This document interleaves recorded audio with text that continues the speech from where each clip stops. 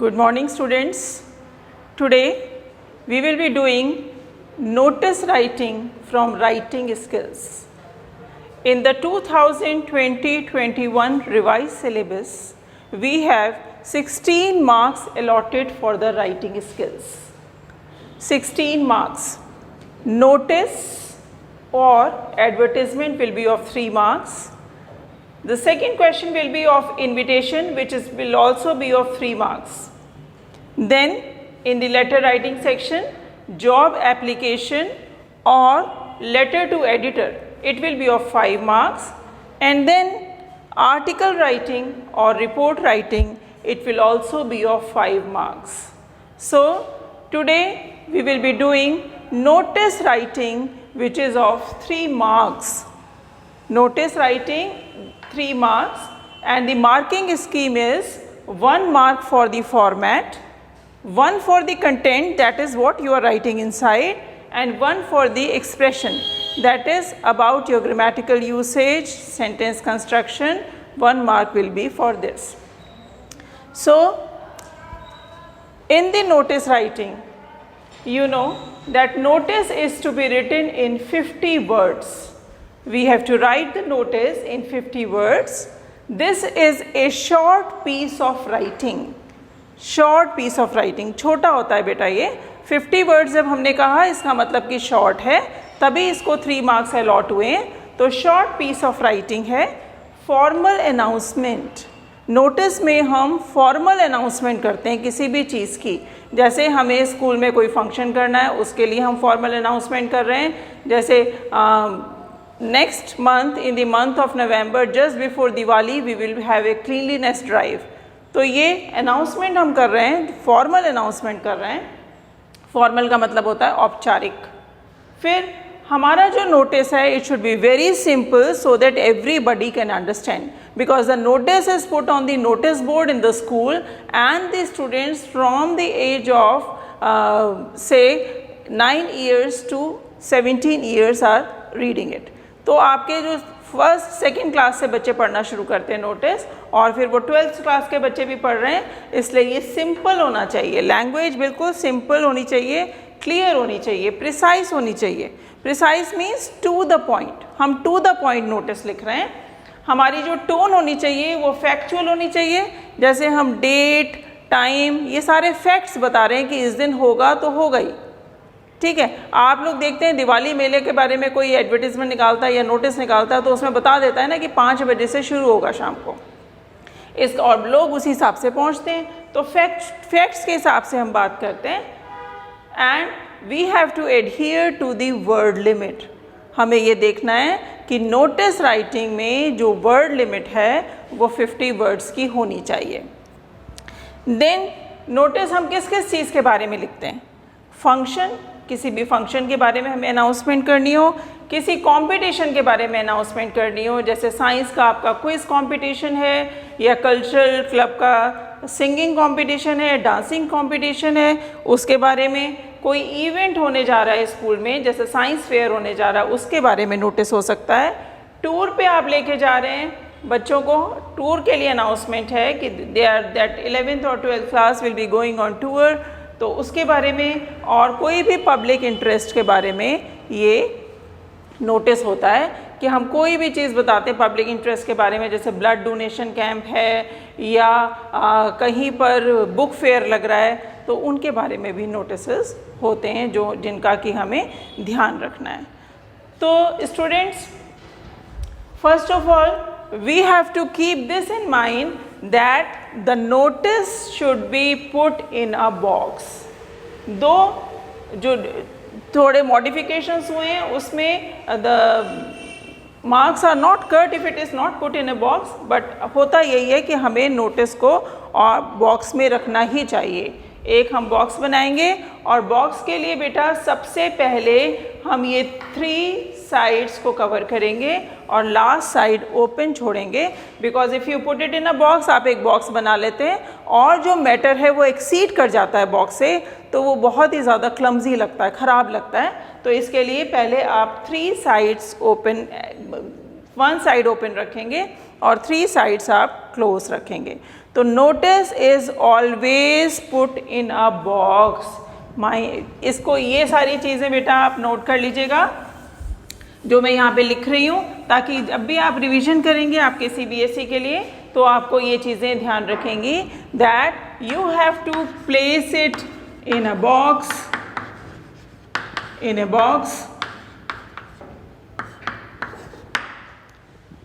Then we have to begin with the name of institution.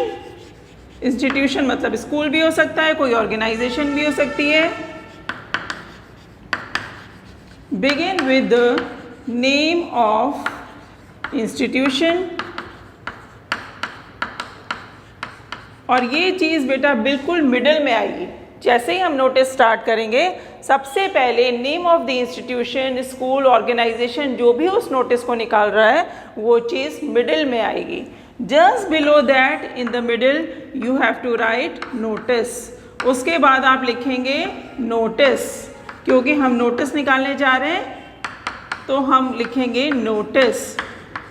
Then in the third line on the left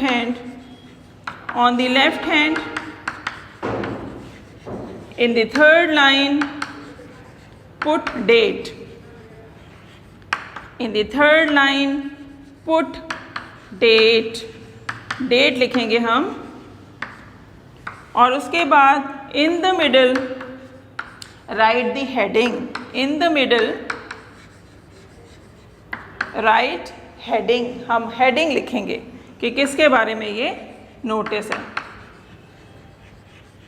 क्या topic है उसका। तो उसके बाद हम लिखेंगे और फिर उसके बाद स्टार्ट होता है बॉडी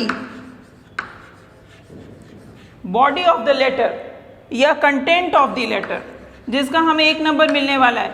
बॉडी या कंटेंट, इसमें हम लिखेंगे कि who is writing the, what is for what, when the notice is to be written. Then if there is any chief guest,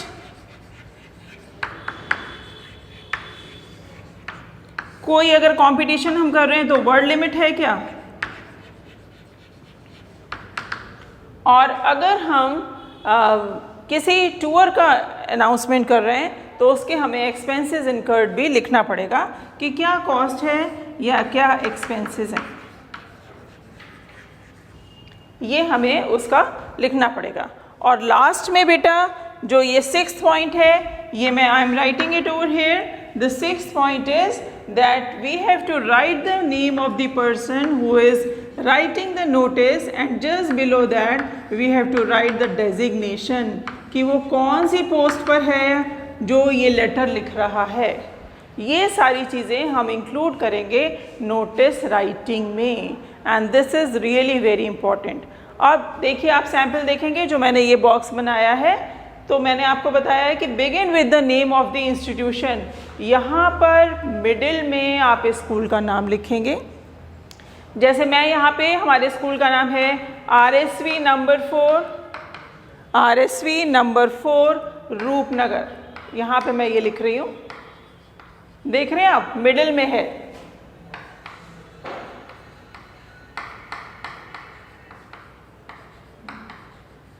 Just below that I am writing notice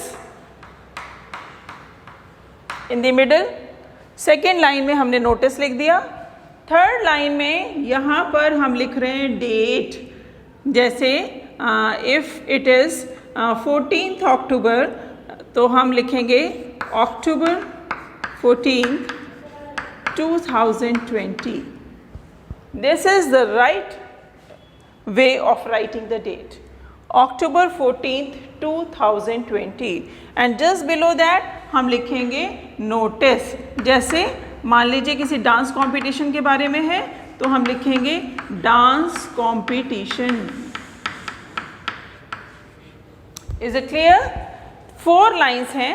सबसे पहले हमने start करा with the name of the institution, that I have written RSV number 4 Rupnagar, and it will be in the middle of the box. Then the notice, notice के किसके बारे में है, Then October 14th 2020, this is the date which will come in the left hand corner, and then the dance competition. ये हमारी 4 lines fixed हैं, हम इसी तरह करेंगे. उसके बाद हम स्टार्ट करेंगे. All the students are informed. All the students are informed. I am writing this in passive voice. All the students are informed, या this is to inform all the students. किसी भी तरीके से आप इसको स्टार्ट कर सकते हैं. All the students are informed that our school is organizing a dance competition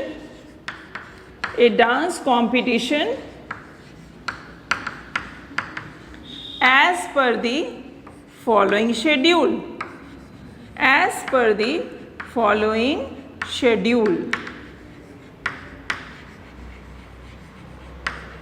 ठीक है, मतलब इस प्रोग्राम के हिसाब से इस वो शेड्यूल हमारा रहेगा. इसमें हम सबसे पहले डालेंगे डेट, टाइम, वेन्यू. वेन्यू का मतलब होता है बेटा जगह, कहाँ पर वो होगा. ठीक है, तो अब मैं अगर 14 अक्टूबर को डाल रही हूँ तो मैं यहाँ पे लिखूँगी अक्टूबर 28th. एक हफ्ते का कम से कम टाइम दूंगी 2020. टाइम मैंने लिखा है 10 AM ऑनवर्ड्स, कि 10 बजे से शुरू होगा. ठीक है, क्योंकि ये कंपटीशन है, हम ऐसे नहीं बता सकते कि 10 बजे से 1 बजे तक चलेगा. हो सकता है हमारे पास पार्टिसिपेंट्स बहुत ज़्यादा हों और 1 बजे नहीं ख़त्म हो, तो कोई भी कह सकता है कि you had written in the notice that it will be lasting till 1 o'clock.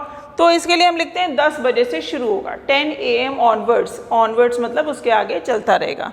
फिर वेन्यू में आप लिख सकते हैं स्कूल हॉल भी लिख सकते हैं, और या आप कोई म्यूज़िक रूम भी लिख सकते हैं, कुछ भी लिख सकते हैं. It entirely depends upon you, because you have to give the place. You can also write room number 24 if there are any issues regarding the spelling. तो आप कुछ भी लिख सकते हैं कि कहाँ पे हो रहा है, म्यूज़िक लैब में हो रहा है या प्लेग्राउंड में हो रहा है, स्कूल हॉल में हो रहा है. इसका कुछ इतना ज़्यादा वो नहीं है कि हमें स्पेसिफिकली यही लिखना है. फिर उसके बाद में आता है टॉपिक, या हम इसमें क्योंकि डांस कंपटीशन है हम थीम लिख रहे हैं, तो थीम में हम लिख सकते हैं फोक, लोक कला. और time limit 3 to 5 minutes. 3 to 5 minutes. अब मेरा यहाँ पर नहीं आ रहा है तो मैं इसको यहाँ पे कंटिन्यू कर रही हूँ बेटा. 3 to 5, और let me write it over there, it will be more clear.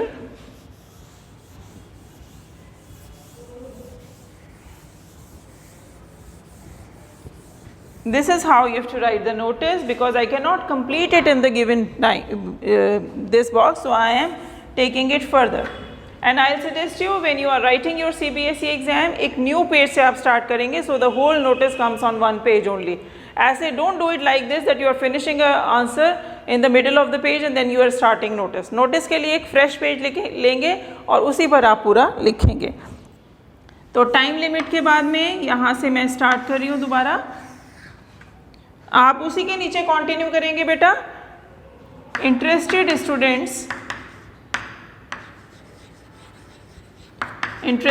students may contact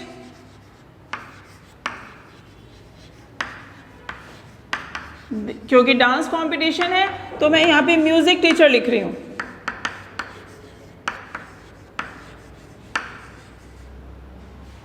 या हम एक वर्ड लिखते हैं बेटा अंडरसाइंड. अंडरसाइंड मतलब जिसके साइन नीचे हो रखे हैं, जिसने ये नोटिस लिखा है उसके साइन नीचे हो रखे हैं, तो म्यूजिक टीचर या अंडरसाइंड.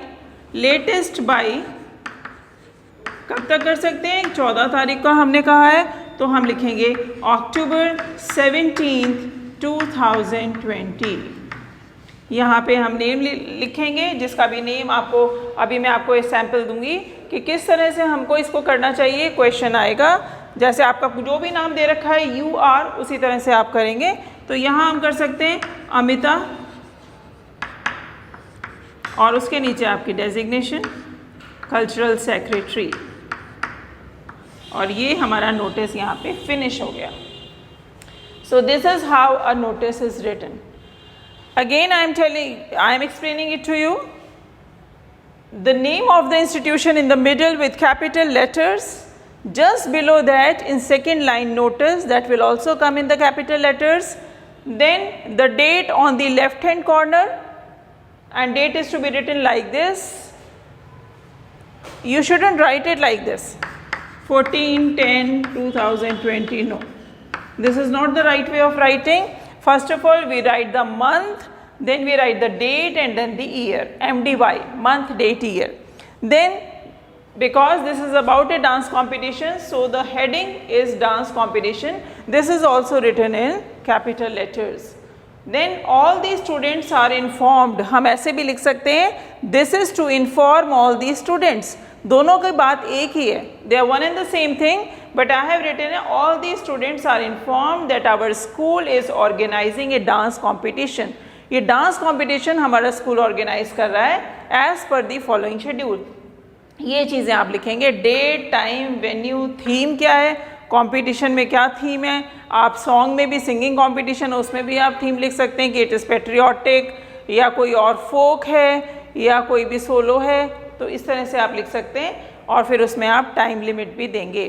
फिर जो बच्चे इंटरेस्टेड हैं, इंटरेस्टेड स्टूडेंट्स में कॉन्टेक्ट, किसको कॉन्टेक्ट करेंगे, टीचर. वो कर सकते हैं म्यूज़िक टीचर को, या अंडर साइंड, अंडर मतलब नीचे जिसके साइन हैं, मतलब अमिता जो कल्चरल सेक्रेटरी है उसको भी आप कांटेक्ट कर सकते हैं. So this is how our notice is about. Now I will be doing it with some more examples. जैसे मैं आपको एक क्वेश्चन बताती हूँ कि किस तरह से क्वेश्चंस आएंगे आपके एग्जाम्स में और आप उसको कैसे फॉलो करेंगे.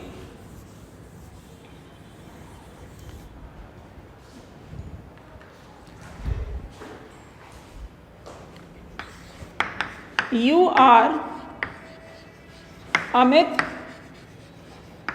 अमिता. ये हमने डांस कंपटीशन का कर दिया. Culture in charge of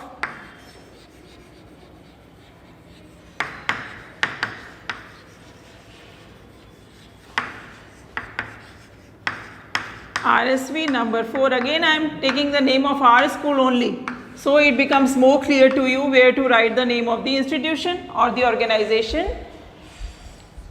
Your school is organizing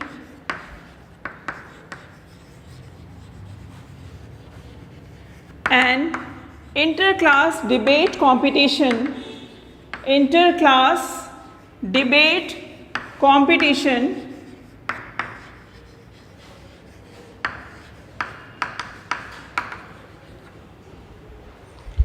on the topic media is responsible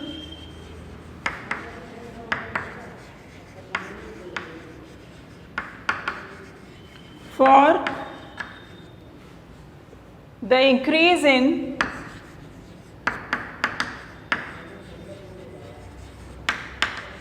antisocial activities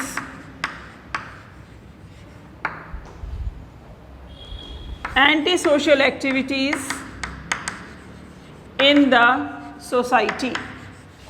तो ये डिबेट का टॉपिक है. Media is responsible for the increase in anti social activities in the society. Right in notice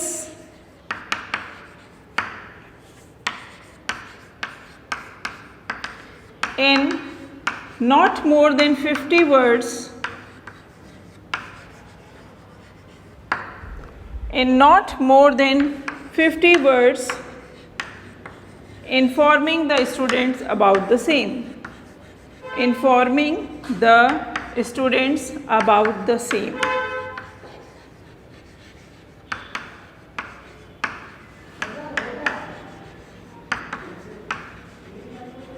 Yes. So here, read the question carefully. When the question comes to you, it is write a notice. write a notice. It means we have to write a notice. You are Amita, cultural in charge of RSV number 4 Rupnagar. ये पहली line में आ गया. It can also come in the last line. तो आप अपना notice का जो है स्टार्ट करते चले जाएंगे. यहाँ पे आपने लिख लिया name of the organisation, that is RSV number 4 Rupnagar. और उसके बाद में आप लिख लेंगे नेक्स्ट लाइन में नोटिस. यहाँ आ जाएगी डेट और टॉपिक हम कहाँ से निकालेंगे? Your school is organising an inter class debate competition. तो आपका टॉपिक निकल आया इंटर क्लास डिबेट कॉम्पिटिशन. यहाँ पे आपने डिबेट कॉम्पिटिशन है वो टॉपिक आपने लिख दिया, डिबेट कॉम्पिटिशन. ठीक है, यहाँ पे आपने कॉम्पिटिशन लिख दिया. अब जो इम्पॉर्टेंट बात है, students might get confused when they say this topic. On the topic, media is responsible for the increase in anti-social activities in the society. अब बेटा इसका हमें कुछ भी नहीं करना है. ये टॉपिक आया है, इसका मतलब डिबेट का टॉपिक है. हमें इस पर कुछ लिखना नहीं है कि ये टॉपिक आ गया बहुत बड़ा सा तो हम क्या करें. हमें कुछ नहीं करना. जैसे मैंने आपको अभी फॉर्मेट बताया था कि all the students are informed that our school is organising a debate competition as per the following schedule. अब वहाँ पे जब आप लिखेंगे डेट, टाइम, वेन्यू, अब टॉपिक में आप लिखेंगे ये वाला media is responsible for the increase in anti social activities in the society. सिर्फ टॉपिक में यही लाइन उठा के आपने लिख देनी है. You have to put this same line over here. और उसके बाद में आपका है टाइम लिमिट.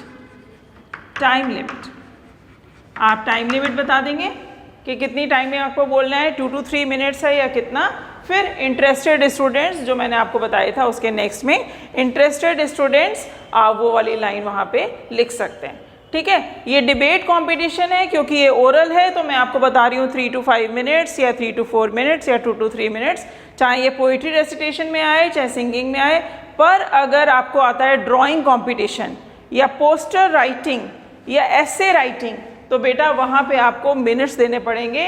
आप 40 मिनट्स भी दे सकते हैं जहाँ पे आपको लिखना हो, क्योंकि ऐसे तो आप ख़त्म नहीं कर सकते 2 to 3 मिनट्स में. तो आप वहाँ पे 1 आवर भी दे सकते हैं. तो जहाँ पे आपको कुछ ड्रॉ करना है या लिखना है लंबा चौड़ा, वहाँ पे आप टाइम लिमिट उसके हिसाब से देंगे. और जहाँ पे आपको बोलना है, रिसाइट करनी है पोएम या स्टोरी टेलिंग है, वहाँ पे हम 3 to 4 मिनट्स के साथ इसको शुरू करेंगे. तो ये हमारा नोटिस था इंटर क्लास डिबेट कंपटीशन के बारे में. इसी तरह से मैं ज़रा आपको एक आध एग्जाम्पल और देती हूँ. यहाँ मैं इसको चेंज करूँगी बस ताकि आपको ये बात क्लियर हो जाए कि कौन सी चीज़ डिफरेंट होगी. जैसे your school is organising an evening. बेटा ये भी आ जाता है, ध्यान से करिएगा. Evening for the victims of Uttarakhand earthquake. For the victims of Uttarakhand earthquake in a nearby stadium. In a nearby stadium. देखिए आपका स्कूल ऑर्गेनाइज कर रहा है और आप वहाँ पे लिख रहे हैं नियर बाई स्टेडियम. तो आप इसमें नोटिस लिखेंगे in not more than 50 words, informing the students about the same and inviting them to come forward for this noble cause. Inviting them to come forward कि मतलब इस नोबल काम में पैसे देने के लिए आप आगे आइए. Come forward for a noble cause. आप क्वेश्चन को पढ़ते जाएंगे, 3 वर्ड्स के साथ में पढ़ते जाएंगे आप क्वेश्चन को, और उसके बाद में आप उसको अटेम्प्ट करेंगे. जैसे you are Amita cultural in charge, आपने यहाँ पे इंस्टीट्यूशन का नाम लिख दिया RSV नंबर 4 रूपनगर. उसके बाद में आ गया नोटिस, फिर इधर आ गई डेट, और डेट के बाद में बेटा आप यहाँ पे क्या करेंगे कल्चरल इवनिंग, क्योंकि हम एक कल्चरल इवनिंग अनाउंस कर रहे हैं तो हम यहाँ पे लिखेंगे कल्चरल इवनिंग। जब हम कल्चरल इवनिंग लिख रहे हैं यहाँ पे तो इवनिंग का मतलब है कि वो इवनिंग में ही होगा, वो 4 PM 5 PM से ही शुरू होगा। वहाँ पे हम 9 AM या 10 AM नहीं लिखेंगे। यहाँ पे जब हम डेट दे रहे हैं तो डेट तो हमें देनी पड़ेगी, कौन सी डेट है। टाइम में हम यहाँ पे लिखेंगे 5 PM या ये हमें पता है 5 to 8 PM। अच्छा, वेन्यू के लिए एक जो मैंने आपको कहा था कि read each word very carefully. Your school is organising an evening for the victims of Uttarakhand in a nearby stadium. Nearby stadium. अब बच्चे क्या करते हैं, वो वेन्यू में लिख देते हैं नियर बाई स्टेडियम। आप किसी को बताएंगे तो सही कि कहाँ पर हो रहा है वो, ठीक है। तो अगर आपके घर के पास कोई स्टेडियम है तो आप उसका छत्रसाल स्टेडियम भी लिख सकते हैं, या दूसरे फिरोज शाह कोटला स्टेडियम या जवाहरलाल नेहरू स्टेडियम, ये भी लिख सकते हैं। और अगर किसी में आपको लगे कि भैया स्पेलिंग मुझे it will be very difficult for me to remember the spellings of this, या आपको कन्फ्यूजन लगे कि मुझे कन्फ्यूजन है, तो यहाँ पे आप वेन्यू में लिख सकते हैं XYZ स्टेडियम। वेन्यू में लिखेगा XYZ स्टेडियम, ठीक है। उसमें बिल्कुल भी आपके मार्क्स नहीं कटेंगे। XYZ स्टेडियम जब हम लिखेंगे तो इसका मतलब कि है कोई स्टेडियम, नियर बाई मत लिखना। नियर बाई का मतलब आप ही को नहीं पता कहाँ पर हो रहा है। अब कोई आ रहा है आपको देखने के लिए, ये कल्चरल इवनिंग जो आप ऑर्गेनाइज कर रहे हैं, अगर कोई देखने आ रहा है तो आसपास के स्टेडियम्स में सब जगह थोड़ी जाएगा। जो मैंने आपको बताया था, when we are writing the notice we have to be very precise and factual. तो हम यहाँ पर XYZ स्टेडियम लिखेंगे, टॉपिक नहीं लिखेंगे क्योंकि इसका कोई टॉपिक नहीं है, कल्चरल इवनिंग है। इसका मतलब डांस, सॉन्ग्स और some other activity would be held. तो यहाँ पे हम लिखेंगे चीफ गेस्ट। बेटा ये ज़रूरी है क्योंकि हम स्टेडियम में कर रहे हैं और एक कल्चरल इवनिंग है। चीफ गेस्ट में आप किसी का भी नाम लिख सकते हैं। You can also right the name of your education minister mister Manish Sisodia. And again if you have doubts about the spelling of anything तो आप लिख सकते हैं MLA, खाली MLA भी लिख दो, ये चीफ मिनिस्टर लिख दो। और उसके बाद में चीफ गेस्ट को लिखने के बाद इसके बाद में आप लिखेंगे एंट्री फ़ी। ये इसी के नीचे आएगी एंट्री फ़ी, क्योंकि हम पैसा कलेक्ट कर रहे हैं ना उनके विक्टिम्स के लिए। जो उत्तराखंड में जो लोग अर्थक्वेक वो विक्टिम्स हैं, जो उसके शिकार हुए हैं, उनके लिए हम लिख रहे हैं एंट्री फ़ी।